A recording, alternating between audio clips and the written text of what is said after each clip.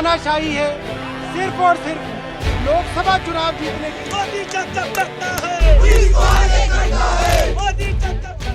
नमस्कार, मैं नियाज खान और आप देख रहे हैं न्यूज एक्सप्रेस। 21 तारीख की रात भारतीय राजनीति के लिए काली रात रही है, क्योंकि मोदी सरकार ने ऐन चुनाव के मौके पर गलत तरीके से फंसाकर दिल्ली के सीएम अरविंद केजरीवाल को गिरफ्तार कर लिया है, ऐसा आरोप आम आदमी पार्टी लगाती है। अब सवाल यह है कि बिना कप्तान के आम आदमी पार्टी क्या करेगी और उनके पास कितने ऑप्शंस बचते हैं।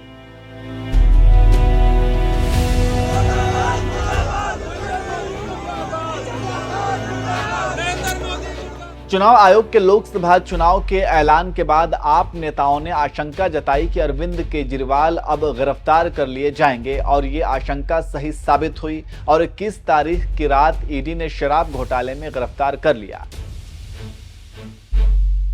इस गिरफ्तारी पर पूरा विपक्ष हमलावर हो गया है और आरोप लगाया कि चुनाव के ऐन मौके पर विपक्ष की जुबान बंद करना चाहती है। इसके साथ ही साथ केजरीवाल के जाने से आम आदमी पार्टी का क्या होगा। जानकारों की माने तो केजरीवाल की गिरफ्तारी कहीं बीजेपी के लिए उल्टा तो नहीं पड़ जाएगी। क्या आपको अरविंद केजरीवाल की गिरफ्तारी का चुनाव में सहानुभूति लहर का लाभ मिलेगा? ये तो आप जानते ही हैं कि आपने अपने नेता की गिरफ्तारी पर विरोध प्रदर्शन का ऐलान किया है। इसके साथ ही साथ आप नेता रणनीति बनाने में जुटी है। जानकारों की माने तो आप नेता जनता की सहानुभूति लेने की कोशिश करेगी। आप जानते हैं कि दिल्ली और पंजाब में आपकी सरकार है। दिल्ली में लोकसभा की 7 और पंजाब में 13 सीटें हैं। आम चुनाव से पहले दिल्ली सीएम के अरेस्ट के बाद जो जनता का गुस्सा देखा जा रहा है, उसे कैश करने के लिए आम आदमी पार्टी पूरी तैयारी कर ली है। देखना होगा कि आगे क्या होता है। वहीं रणनीतिकारों के माने तो आम आदमी पार्टी के संयोजक की गिरफ्तारी के बाद पार्टी को अब नई रणनीति बनानी पड़ेगी, लेकिन आपने राहत के लिए सुप्रीम कोर्ट का रुख किया है। अगर शीर्ष अदालत से कुछ राहत मिल जाती है तब तो आपकी मुश्किल आसान हो जाएगी, लेकिन अगर सुप्रीम कोर्ट से राहत नहीं मिली तो पार्टी नई रणनीति बनाने को तैयार है।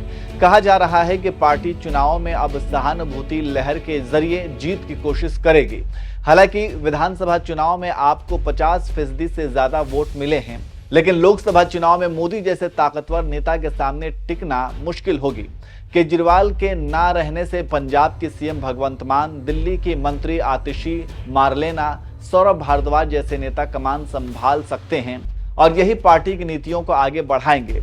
देखना होगा कि आगे क्या होता है और कौन दिल्ली के सीएम की कुर्सी पर बैठता है और कौन केजरीवाल के ना रहने पर कमान संभालता है। देखना दिलचस्प होगा। इसके साथ ही साथ केजरीवाल की गिरफ्तारी पर बीजेपी ने हमला बोला और कहा कि जिस भ्रष्टाचार के खिलाफ आंदोलन करके अरविंद केजरीवाल सीएम बने, अब उन्हें उसी के आरोप में जेल जाना पड़ा है। सुनिए क्या कह रहे हैं बीजेपी प्रवक्ता संबित पात्रा। आज पूरा भारतवर्ष उनके घर के बाहर जो हाई वोल्टेज ड्रामा हो रहा है उसे देख रहा है। अगर मुझे एक वाक्य में कहना पड़े अरविंद केजरीवाल के घर के बाहर क्या हो रहा है, तो मैं कहूंगा it is celebration of corruption. जश्न भ्रष्टाचार बनाने की कोशिश आम आदमी पार्टी के नेता और आम आदमी पार्टी के कुछ मंत्री कर रहे हैं। ये कोई पहला केस नहीं है। बोए पेड़ बबूल का तो आम कहां से खाए, करे घोटाला शराब का तो आराम कहां से पाए। ये शराब के घोटाले का विषय है और कौन सी कोर्ट तक शराब का घोटाला नहीं पहुंचा है। कौन सी ऐसी एजेंसी है जिस एजेंसी ने इस घोटाले की जांच नहीं की है, और कौन सा ऐसा दिल्ली वासी है, कौन सा ऐसा हिंदुस्तानी है जो इस विषय के तथ्य से, इस विषय के फैक्ट्स से अनभिज्ञ है। हर व्यक्ति जानता है कि प्रश्न कोई आज से पूछा नहीं जा रहा है। विगत 3 वर्षों से अरविंद केजरीवाल जी से आम आदमी पार्टी से सवाल पूछे जा रहे हैं। सवाल नंबर 1, अगर आपकी एक्साइज पॉलिसी इतनी अच्छी थी जैसा कि आप बता रहे थे, तो आपने एक्साइज पॉलिसी को क्यों रद्द किया? क्यों उसे रद्द किया गया, इसका जवाब आज तक नहीं मिला। आपने कार्टेलाइजेशन शराब के पूरे तंत्र में कैसे आप लेके आ सकते थे?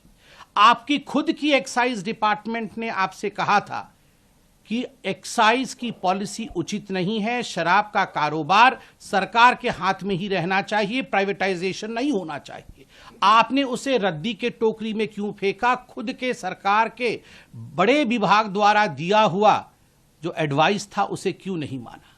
ब्लैकलिस्टेड कंपनी को आगे बढ़ा करके अपने यारों को, अपने दोस्तों को ठेका देने का काम क्यों किया?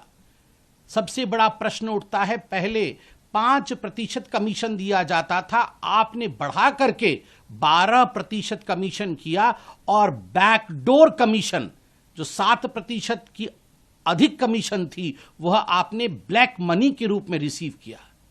क्या दिल्ली की जनता समझती नहीं है? क्या हिंदुस्तान की जनता इन बारीकियों को जानती नहीं है? विजय नायर कौन था? आज रिकॉर्डेड स्टेटमेंट है, स्टेटमेंट्स हैं ईडी के पास, सीबीआई के पास, उन तमाम जांच एजेंसियों के पास जिन लोगों ने कई करोड़ रुपए किकबैक के रूप में रिसीव किया और रिसीव करके इसको कहां कहां ठिकाने लगाया, किस बैग में इन्हें लेके गया, ये सारे विषय आज पब्लिक डोमेन में है। इन सारे विषयों की जांच हुई है। 14 महीने से मनीष सिसोदिया इसी विषय में जेल की सलाखों के पीछे हैं। कोई ऐसा कोर्ट हिंदुस्तान में बाकी नहीं है जहां आम आदमी पार्टी और अरविंद केजरीवाल जी ने जाके झूठ का पुलिंदा फैलाने की कोशिश नहीं की हो, मगर उसके बावजूद किसी कोर्ट से मनीष सिसोदिया को रिलीफ नहीं मिला। संजय सिंह बड़े बड़े भाषण दे रहे थे, जेल के अंदर हैं, आज भी उन्हें रिलीफ नहीं मिला है। तथ्यों के आधार पर काम करती है कोर्ट, तथ्यों के आधार पर काम करते हैं ये जो जांच एजेंसी है। ये गेट के बाहर, घर के सामने बड़े बड़े वचन से, ड्रामा से कुछ नहीं होता है। अतसी जी कह रही हैं अरविंद केजरीवाल एक व्यक्ति नहीं है, वो एक आइडिया है। I should say he is a bad idea. तो सुन लिया आपने क्या कह रहे हैं बीजेपी प्रवक्ता। अब देखना होगा कि आगे क्या होता है।